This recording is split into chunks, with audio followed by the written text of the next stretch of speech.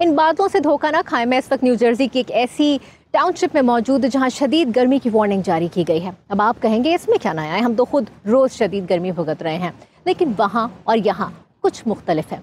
चले मेरे साथ अंदर। ये न्यू जर्सी की एक टाउनशिप का सीनियर सेंटर है जहां मौमर शहरियों की जिस्मानी सेहत और इन्हें मसरूफ रखने के लिए मुख्तलिफ एक्टिविटीज़ का एहतमाम किया जाता है। ये सेंटर आजकल शदीद गर्मी की लहर के दौरान कूलिंग सेंटर का काम भी अंजाम दे रहा है, यानी गर्मी से बेहाल शहरी यहाँ आकर ठंडक में बैठ सकते हैं। They can either sit down in the lobby area. We do have, water provided as well, or we have different rooms. We have like a billiards room where they can sit down. We have a charging station area, so they can charge their phones as well. So we would make space available. Seniors centre में कुछ भारतीय निजात अमरीकी खवातीन से भी मुलाकात हुई, जिन्होंने इस गर्मी और लू में बाहर घूमने के बजाय सेंटर की ठंडक में मिल बैठकर कार्ड्स खेलने को तरजीह दी। मैं किसी पार्टी में गई थी जो कि बैकयार्ड में हो रही थी, और उसमें थोड़ी देर बैठने के बाद मुझे ऐसा लगने लगा कि मैं कभी अभी बेहोश हो जाऊंगी।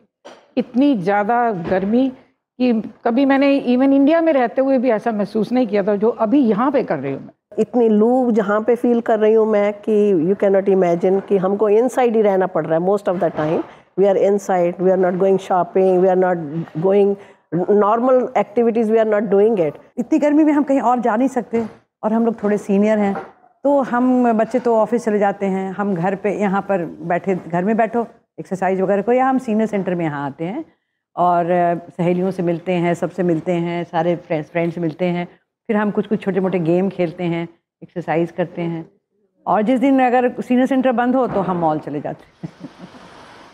न्यू जर्सी का शुमार अमेरिका की कदरे ठंडी रियासतों में होता है जहां मौसम सरमा में बर्फबारी होती है, मगर अब गुज़िश्ता कुछ अरसे से यहाँ शदीद गर्मी की तवील लहरों का भी सामना रहता है, जिसकी वजह से मुख्तलिफ कम्युनिटी इमारतों को, जिनमें पब्लिक लाइब्रेरीज भी शामिल हैं, कूलिंग सेंटर्स करार दिया जाता है। जब बल्दियाती निज़ाम मजबूत हो तो आवाम तक इसका फ़ायदा ज़रूर पहुँचता है, जैसे कि यहाँ नजर आ रहा है। आप जानिए, हर एक की ख्वाहिश होती है कि कभी थाने का रुख ना करना पड़े, लेकिन यहाँ अक्सर पुलिस स्टेशंस ने भी आवाम की खिदमत के लिए अपने दरवाजे खोल दिए हैं और शहरी ठंडक के चंद लम्हात हासिल करने के लिए इनका रुख कर सकते हैं।